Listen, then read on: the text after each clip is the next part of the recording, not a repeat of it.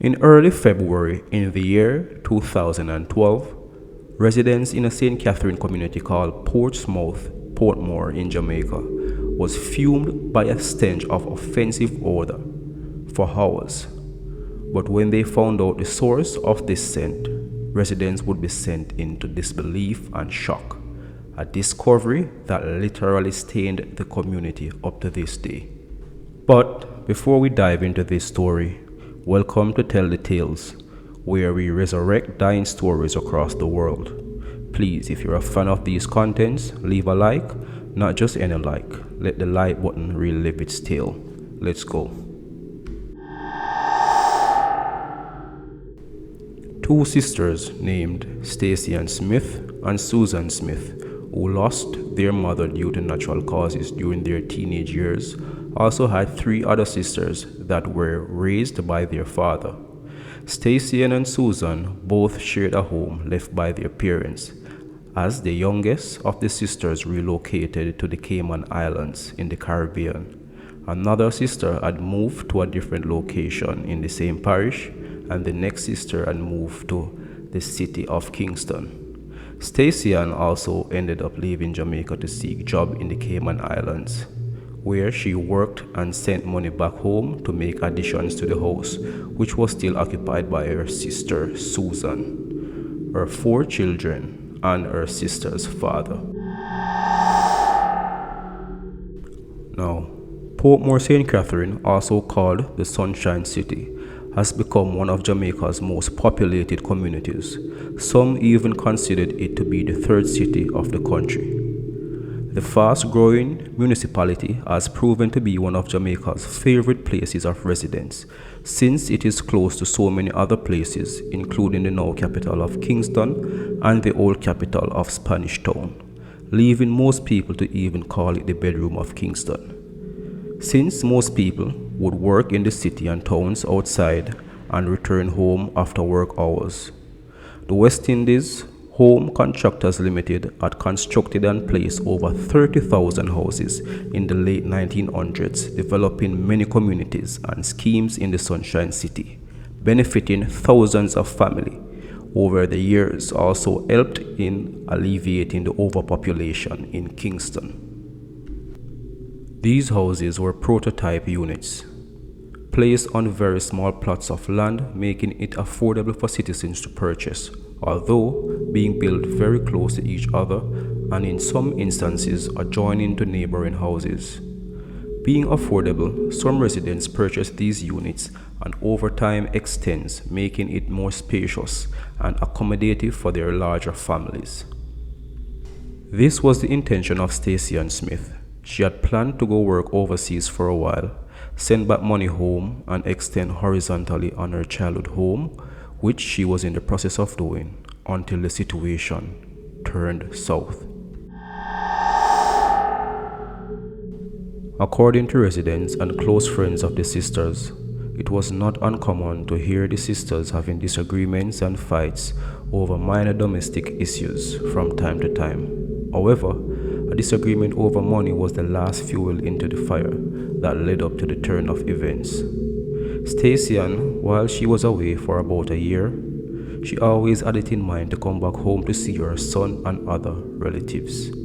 At one point, she even made a post on social media expressing how she was homesick and could not wait to return home, asking God to help her to make it happen soon.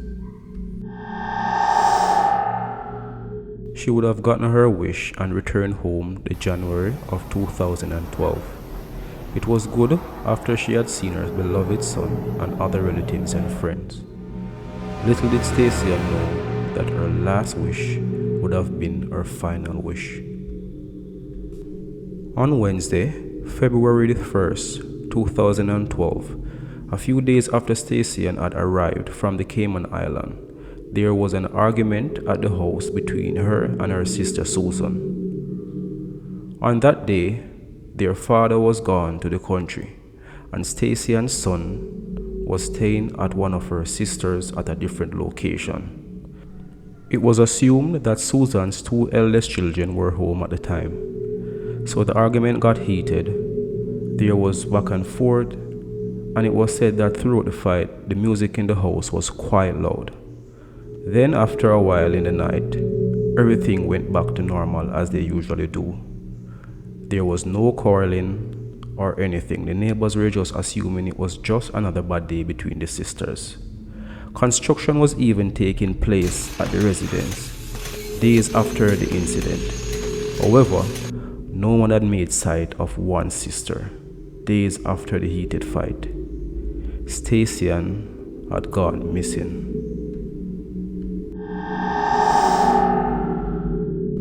Stacian was reported missing to the police hours after the fight.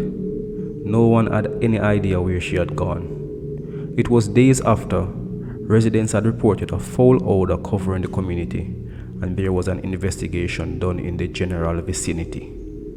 Upon arrival, which was 5 days after she went missing, the police team had tracked the stench, and that was where they discovered the body of the missing sister, Stacian. It was a thrilling scene. The body of Stacian was buried in a section of the house that was under construction. She was actually cemented in a section of a wall where the bathroom would have been located for at least 4 days. Therefore, the body was decomposing at that time. But what had happened on the night of the fight? It was said that during the fight, Susan used a blunt object hitting Stacian in the head, killing her on the spot. Therefore, when the neighbors heard silence after the big altercation, at that time Stacian had died. Since the community is densely populated with houses close to each other, it would have been very difficult to take away the body from the home, as the possibility of getting caught would have been very high.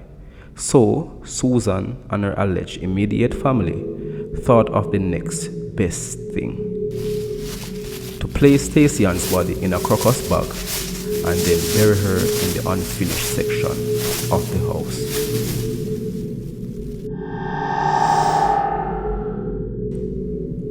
Susan had thought that she had gotten away with the murder, as days had passed and the family and Susan was living like nothing had happened.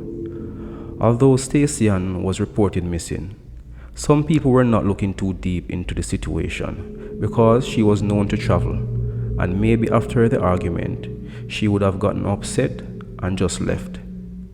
But the elements of nature came into play, and Susan's perfect plan and hidden crime would have been exposed. Residents were then able to connect the dots after the investigation was launched. The knocking and digging sound they heard was not really construction being done on the house. It was actually Susan and alleged accomplices burying the body of Stacian under cement. But it was used as a cover-up, as people in the community knew that a section of the house was being extended, so it was usual to hear noises from equipment on the premises. Now, some factors contributed to the emission of offensive odor from the makeshift grave as well. Remember, Portmore is called the Sunshine City. It is one of the hottest places on the island. The other factor is that houses are clustered very close to each other. And the last factor is that since Susan wanted no one to find out of the gruesome act, she couldn't employ a professional to bury the body. Therefore, the work was done mostly by her and probably her immediate family. Therefore, it was not good enough leaving small air pockets in thin layer of cement used. Portmore, being hot as it is, would have trapped all the heat, further decomposing the body, as it was there for at least 4 days, and releasing even more hot air which rises and expelled through those cracks.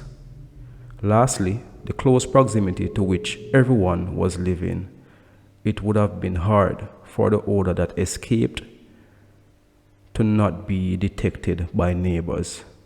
It was literally in everyone's backyard, leading the police straight to the premises.